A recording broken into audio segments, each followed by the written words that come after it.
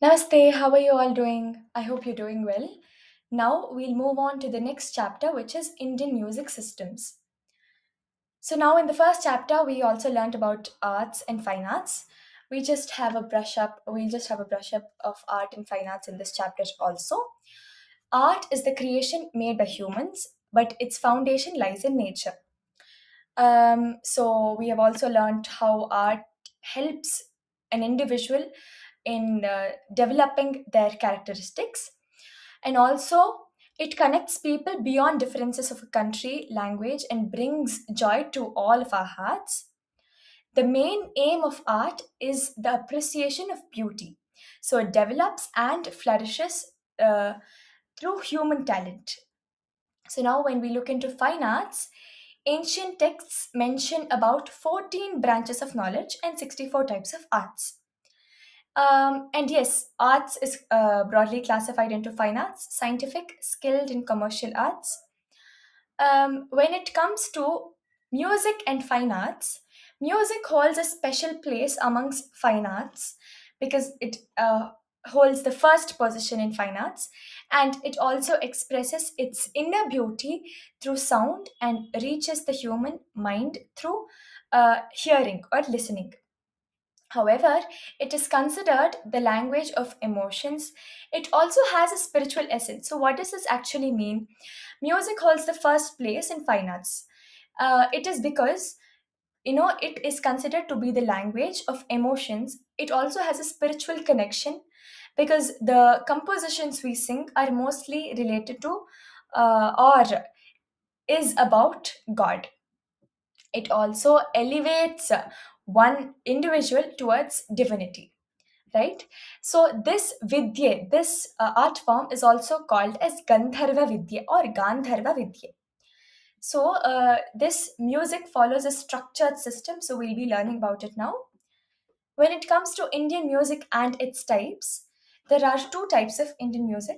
One is Karnataka Shastriya Sangita, and the second one is Hindustani Shastriya Sangita. So, how was this introduced?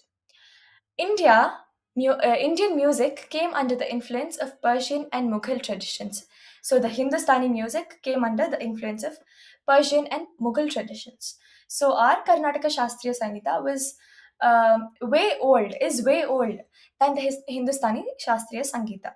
So now there's a story which says around in the time span of 14th century, there was a Carnatic music scholar from Karnataka itself called Gopalanayaka who went to the northern part of India, and then he meets a Persian music scholar called Amir Khustuvov. So there's a small spelling mistake. It's Khustuvov.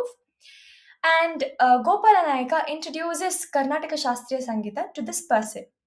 So this person is completely engrossed in the way how he sings, and Amir Khustov also thinks, why can't he bring some influence of the Persian music to this kind of music? So what Amir Khustov does is he brings the Persian influence to Karnataka Shastriya Sangita, and this entirely is called as the Hindustani Shastriya Sangita, or it is also called as Auttareya music, Auttareya Paddhati, Auttareya format. So now, when it comes to features of Carnatic music, there are n number of features in Carnatic music. We have just mentioned a few. Contribution to the establishment of Karnataka tradition is done by Vidyaranya, Saint Vidyaranya. He also plays a key role in shaping and establishing the Karnataka Shastriya music system. Our Vijayanagara ruler, who is Sri Krishna Devaraya, also you know uh, contributes very much when it comes to Lalita Kale, which is fine arts. So he was a great patron of music and other fine arts. So there is a category called Haridasas where there are people who compose, and they are namely Sri Padarayaru, Vyasarayaru, Purandaradasa, and Annamacharya, who introduced different ways and new paths and developments in Karnataka Shastriya music. Yes.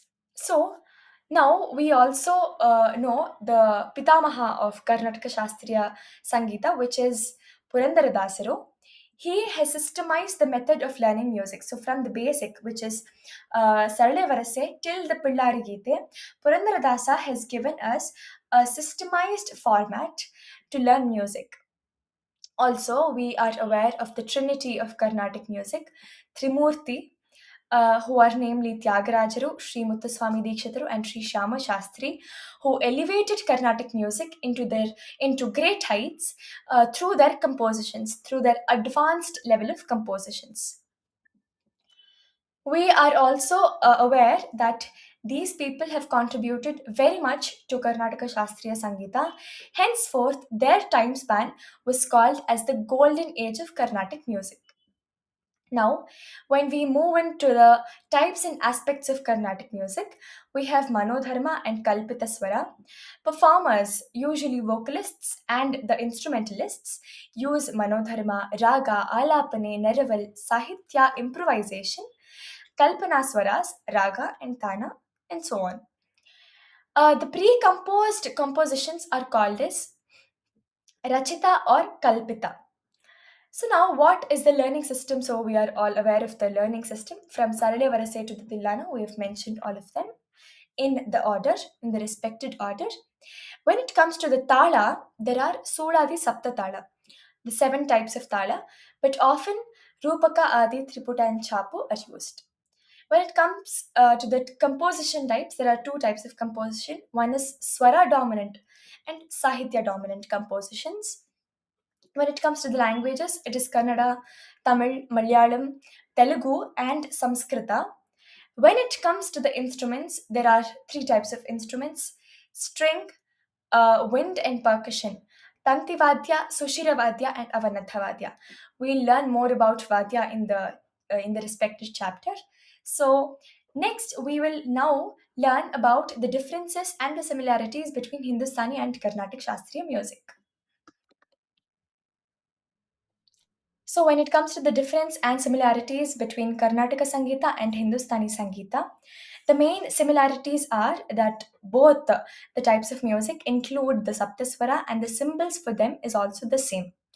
When it comes to the Prakriti and Vikriti Swara, they also remain same. Sa and Pa are called Prakriti Swaras. They also have all the three sthayis in both the types of Sangeeta, Karnataka and Hindustani Sangeeta. Shruti will, the instrument for Shruti will remain as tamburi in both Karnataka and Hindustani. Both the types of music include manodharma and compositions. They also include instruments in their kacheris. So, when it comes to the differences between Karnataka Sangeeta and Hindustani Sangeeta, there are 16 swaras in Karnataka Sangeeta, including all the Vikriti swara.